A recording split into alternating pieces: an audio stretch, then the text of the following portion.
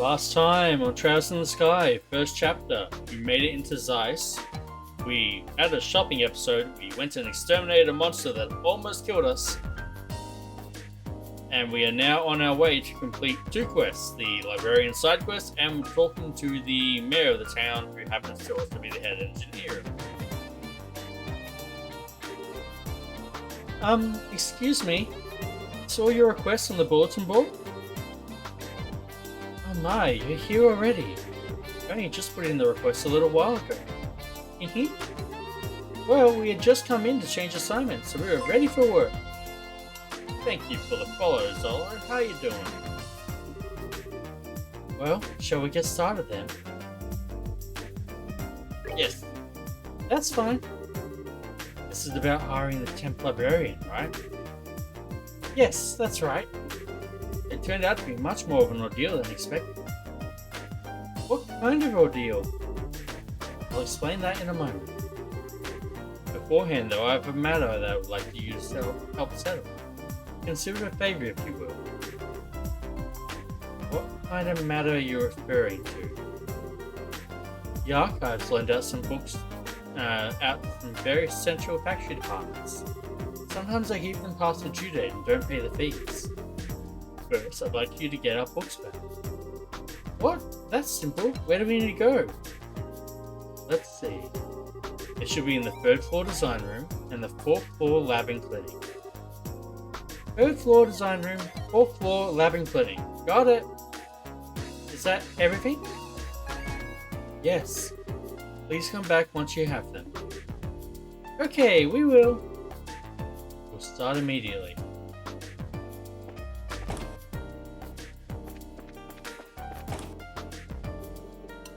Third floor. Design room. Septium optic animals. Now, where are those papers I set aside before I left? Of course, by before, I mean prior to my trip to the Royal Academy, and that was quite a while. What else is in here? A workshop.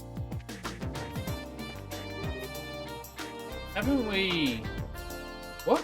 What? Now that you mention it, we did meet previously when we were in Ruan. I thought so. You two were a real help that time. I appreciate you finding the orbal gun prototype book. What's that guy? Oh yeah, you're that science guy. How'd all your research and stuff end up doing anyway? I think it's safe to say the orbal gun's research is moving along nicely. It'll take time to properly micronize components, but we can do it. If things go smoothly, we can have them on the shelf soon. I hope they end up big sellers. And thus everyone has guns and we're... Right, that's the 3rd floor stairs. 4th floor.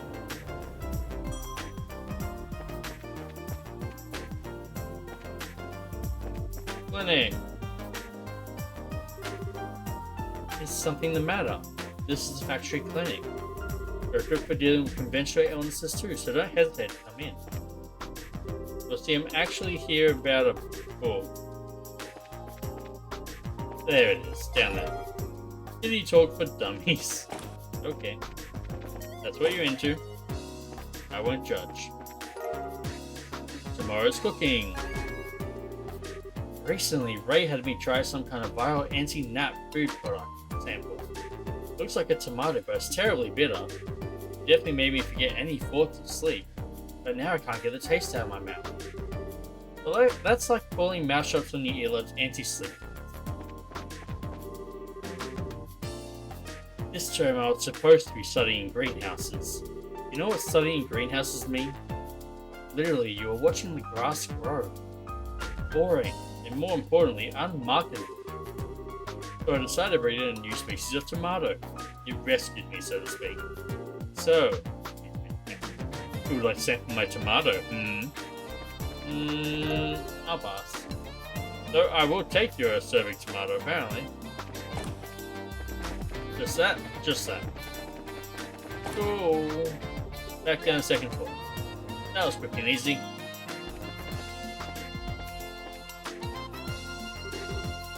Oh, are you done? Haha, we brought them for you. Yay! Completed. Good, now, you have all the books again. I thank you for your assistance. Haha, it was no big deal. We didn't have any issues.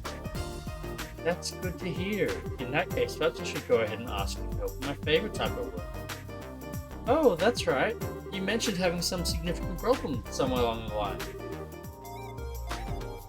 The book in question is called The Herb Woodpecker. We'll make a note of that. Right, Herb Woodpecker. So it's a book on birds, right? So, do you have any clues for us? Yes, as a matter of fact, take a look at this. Approach the man of stone, standing in silence within the mountain village pond, and you shall receive. Okay, I wrote that down. But what the heck is it? It was written on a card that was taken from the book. I imagine that's some kind of hint as to its whereabouts. A kind of bad poetry, maybe. So it was only borrowed because someone with way too much time on their hands wanted to hide it somewhere? Evidently so. It's the sort of trick that researchers used to play on each other long ago. I have no idea what would possess someone to hide a book of all things. But we certainly have our fair share of unusual characters. It's not surprising that any of them might follow such a bizarre custom. Anyway, I'll leave this matter in your capable hands. Please bring the book back. Hey, hold on a second. Is this the only lead we have? I'm afraid so. But the guild sent you, so I have every confidence in your ability. Well, that's just awesome. Understood. It'll be difficult work, but we will do all that we can. You may have to search every nook and cranny in this ice, but I'm sure you'll find it. I'll be waiting here. When you do find it, please bring it back to me. Let's get this show on the road then. I look forward to seeing you again. Okay, so we're gonna keep that in mind, that we're looking for a statue of a man in the middle of a lake somewhere in a mountain village. Hey, I've been waiting for you two. Estelle and Joshua, right? Yes. It's nice to meet you, sir. Sorry to bother you at work like this. No, don't worry yourselves about that. The Bracer Guild, and Cassius in particular, have done a great deal for me in the past. It would be rude of me not to welcome his children. Huh? You know Dad? I guess you might say that. He was my benefactor. It's no exaggeration to say that the Central Factory Orbment produces the finest orbments in the land. Naturally, the confrontations over our craft have never really stopped. And if we had a problem, we'd always contact the Roland branch and have it come over. I see. That explains all the business trips then. And now my benefactor's kids come to visit me themselves. So what can I do for you? I'm happy to help. Thanks, sir. It's kind of a long story. Joshua and Estelle explained to Murdoch about the events surrounding the mysterious black hole. I see. Well then, do you mind if I had a look at this orbment? Sure, no problem. Estelle produced the black orbment.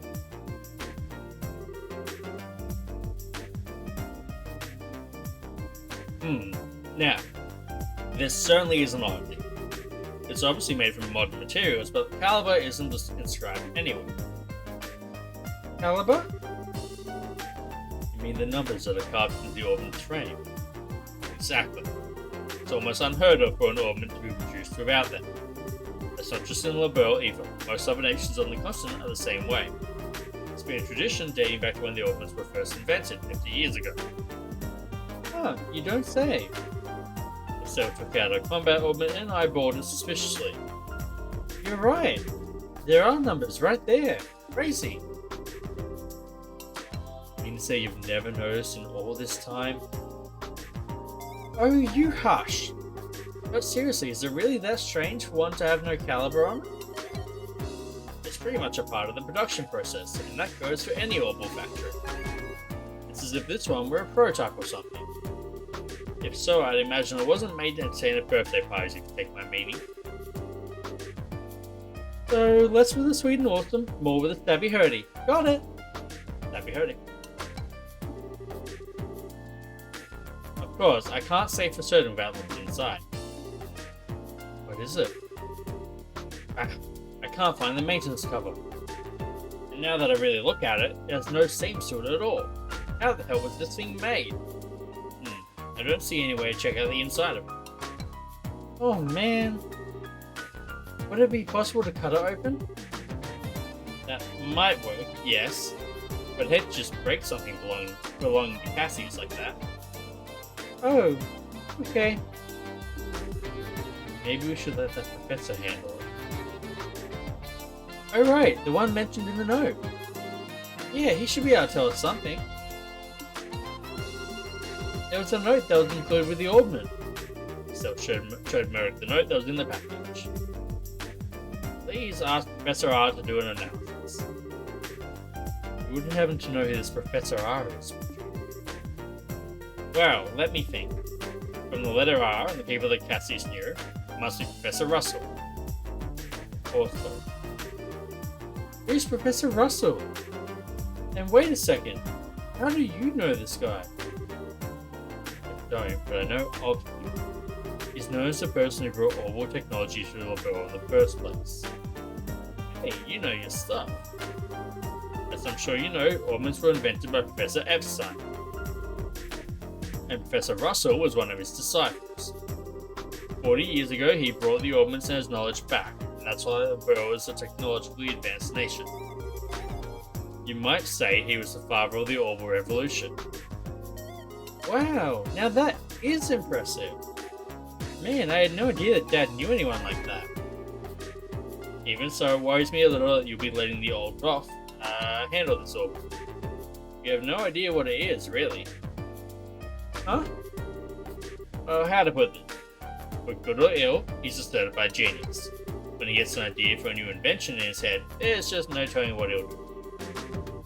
Much like the first time when he was developing the first orbal airship. What's with that far off look? Guess so what's happened. Aha, sorry. I'm sure that he'll be able to figure this thing out. Go find him and ask him about it, it can't hurt. Thanks, Chief. Where should we go to find him? Hold on a moment. Maybe I'll flip the switch on the intercom. Testing, all good. Actually, I've been looking for you. Sorry to bother you, but can you come here? Alright, I'll be waiting. What, did you just call the professor or something? Oh, no. He actually has a private workshop in town. He has all the latest technology at his disposal, so I know he can figure out something about that. Wow, he really must be a genius. Wait, then who'd you call? His granddaughter. She works here at the factory. I'm sure the child will be happy to show you the way. Don't be tired. The child? Excuse me. What? You. Oh, it's Sal and Joshua. You mean that you know each other? Yeah, we only just met a little while ago though. So then I guess that she's the professor's granddaughter? Exactly. Tyler, I've been talking with Estelle and Joshua here. I'd like for you to show them the way to your house. See, Grandpa? Okay, I will. I appreciate it. Ah yes, if you learn anything new, I'd love it if you came back and told me. As an engineer, I'm extremely curious to know more about this.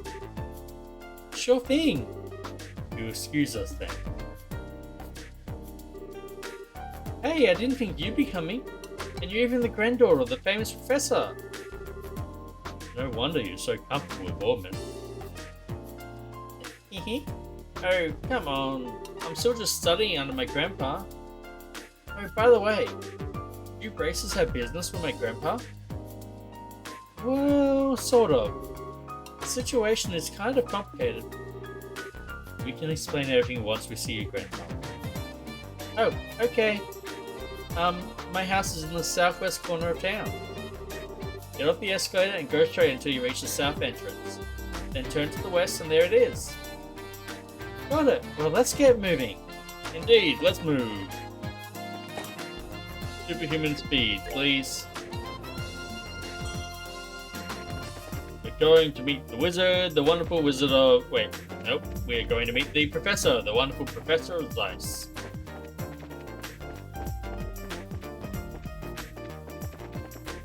This one, eh?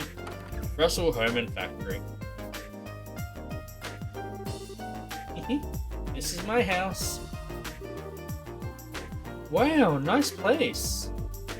Professor Russell is here? No, I think he's in the workshop. Through this door. We should go and say hi then. Something tells me that's probably not the best idea. This must be Tyler's room and Russell's by the looks of it, but don't know about the two beds.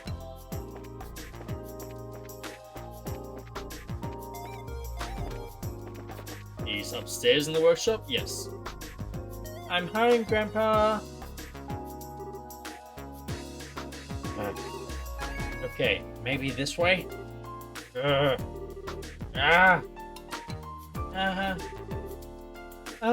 So this is the professor?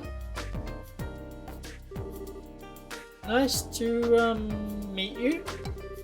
My name is Estelle Bright of the Bracer Guild. We actually came to get your expert opinion on... Got it. Eek! I did it! It's finally complete. That's right. Who's the man? I'm the man. Yes, I should start testing it at once. Whoa! What the hell? I'm sorry, Estelle. Grandpa kinda goes into a trance when he's working, and he doesn't really notice what's going on around him. I think he just finished up the device he's been working on for the past few days. Ah, I see. He really is something. Oh, he's something, alright. So embarrassed. Don't be. Completely normal grandpa behavior.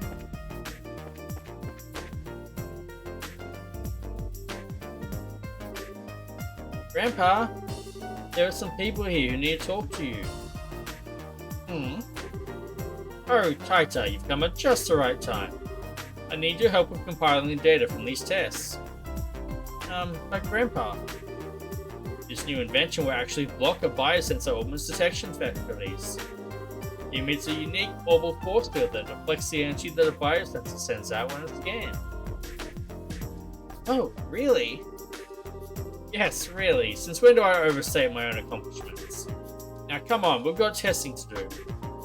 Right. What about us? Professor Russell and Tyler begin working with some complex looking equipment. Hey now! Never mind, Estelle, I think we should just let them be for a little while. Hey, you with the black hair. Who, me? Who else? On the upstairs bookcase is a notebook that orbal energy is applied to force fields. Go get it. Go on, be quick about it. Alright. Wait, Joshua! Hey, young lady, you with the antenna hair. Antenna? Oh, no, you didn't! Quit fighting around and make some coffee. Why should I have to make you coffee? I take it black, by the way. I want it clear as mud. You're not hearing a word I say. Fine, whatever.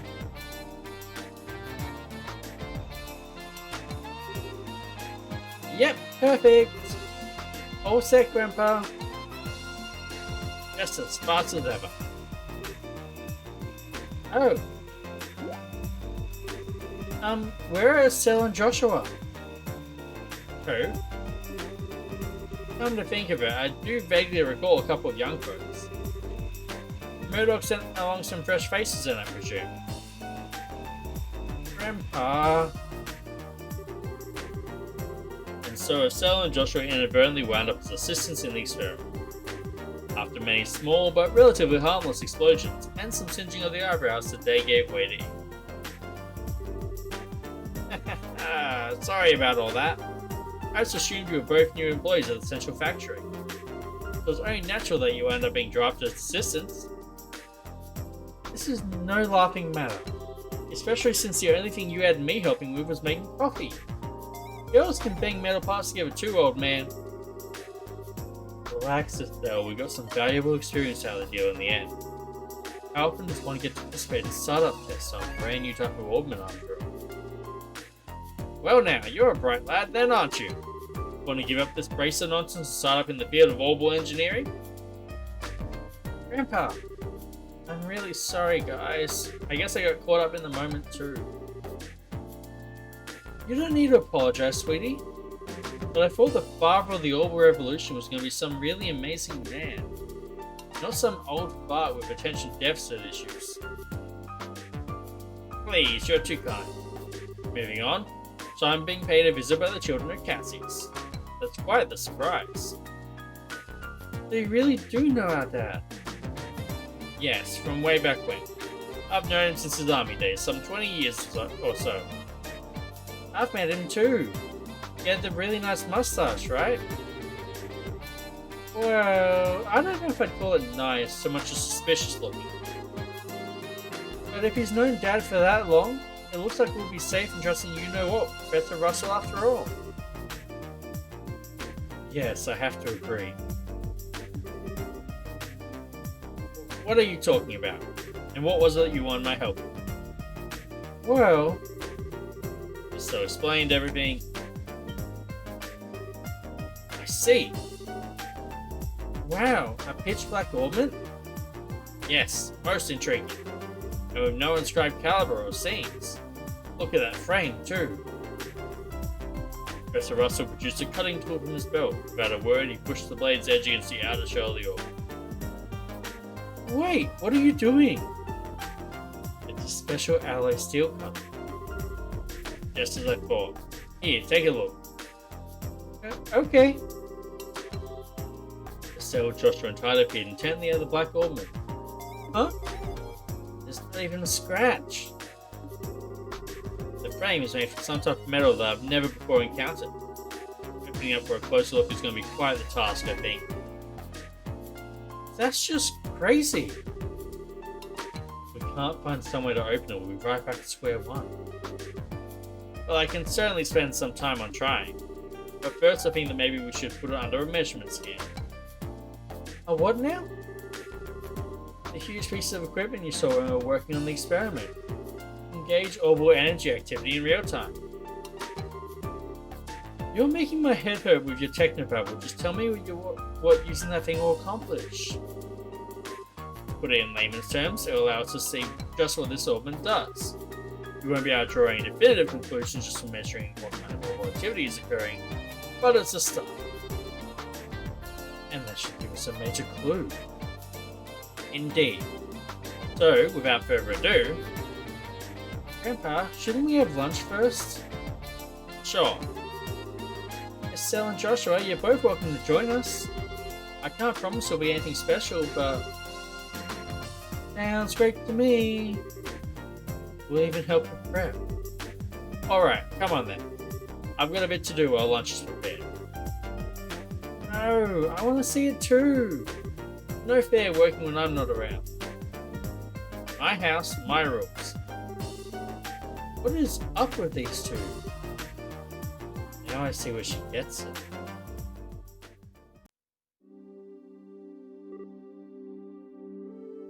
Over. We're gonna take a quick break here. And next time on Trails in the Sky, first chapter, we're gonna find out what this black orbment really does. See you then.